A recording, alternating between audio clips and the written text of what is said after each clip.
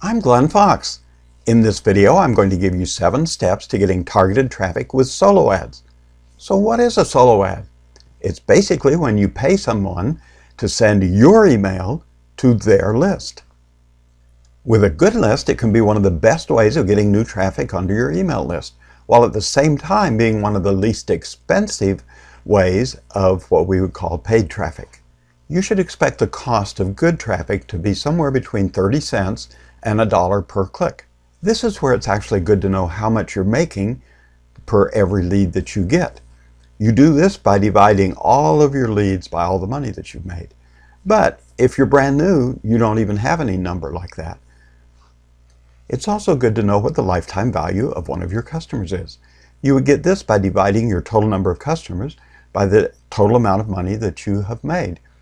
But again, if you're brand new, you're not going to have a figure like this. Whether you're new or whether you have a lot of experience with other types of marketing, these 7 steps will help you get started with solo email ads.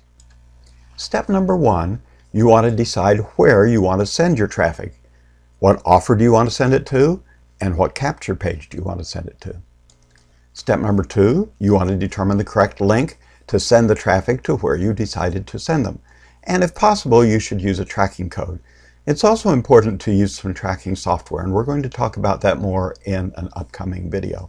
But if you don't know where your traffic came from, it will be hard to get additional traffic from that source. If you don't know where your traffic came from, it will be hard to improve those which are giving the best performance and do away with those that are not performing well. So once you've determined your link and maybe even set up a tracking system for it, you need to check it, and then you need to double check it because you want to make sure you're sending it to the right place. Step number 3 is to write the email that you want to send out. You need to do this very carefully and take the time that it takes to get a really good email. We're also going to have another video later that teaches you how to do this copywriting.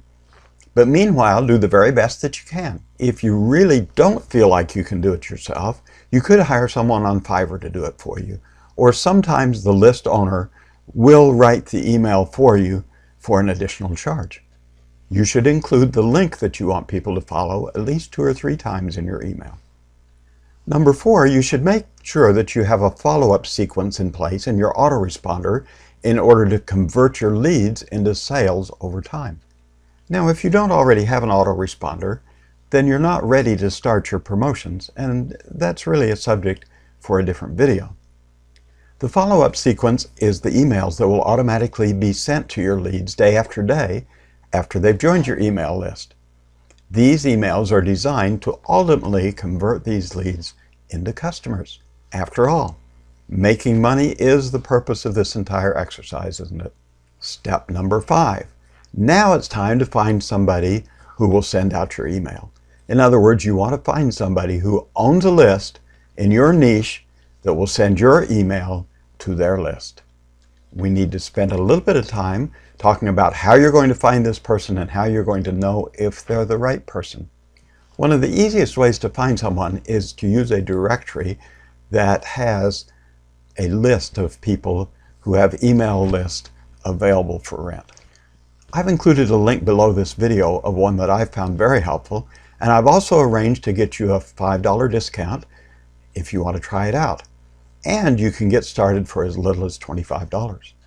You'll find their list owners offering their list for as little as 25 cents a click to all the way up to a little bit over $1 per click. It's important to find someone in your niche, and then it's important that you get Tier 1 traffic. What Tier 1 traffic means is primarily the 5 countries that speak English. That would be the United States, Canada, the United Kingdom, Australia, and New Zealand. You want at least 80% of their traffic to come from these top tier countries. Now, I need to add here that it is very important who you get your list from. You can go to places like Fiverr and they'll mail to 2.4 million for you for $5. And guess how many clicks you're going to get? Probably 0. I have a mass mailing list that I mail to from time to time because I'm a member of the site and it doesn't cost me anything. They mail to more than 2 million subscribers. From that mailing, I seldom get even one lead. So just mailing your offer out there to millions of people isn't enough. It has to be people who are responsive and people who are in your niche. Now you want to find somebody that has good reviews. What are their users saying about them? Did they over-deliver on the number of clicks they promised? How many opt-ins did they get? How many sales did they get? Study these carefully to determine who you actually want to give your business to. Then you test it with a small sample. Never make a large mailing for the first mailing. Test it with just a few, like 100 clicks, and see what the results are. If you get good results, mail to a larger audience. If the results aren't very good, try somebody else. Now, a lot of times you can actually negotiate for the price. That may not be as true on a site that you find on a directory like I'm recommending, as it would be as if you just find somebody on Facebook.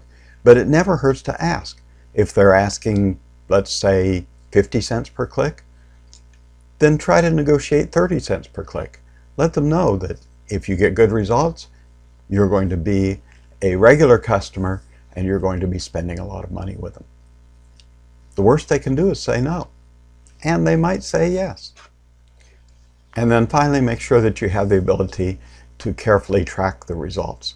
And generally you can do this by using a tracking link. You also want to make sure that they can mail it out on a day that's acceptable to you. Usually they'll tell you when their next available date is, and you can decide if that's acceptable to you, that's good. If not, try somebody else. Step number 6, complete and pay for the order and send them the email that you want them to send out. Step number 7, tweak the subject of the email, the body of the email, and even the capture page that you're using in order to improve the results that you're getting.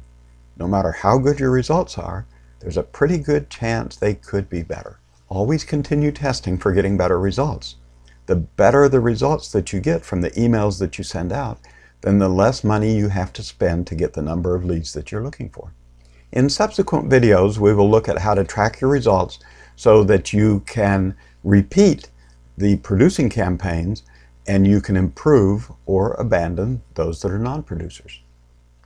Later, we'll also do a video on how to write good copy for your solo ad emails so that you can get more opt-ins and sales.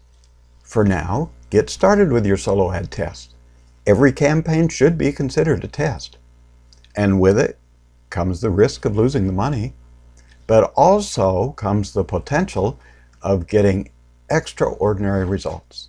Once a campaign is performing well, scale it up and keep on doing it as long as it continues to produce for you.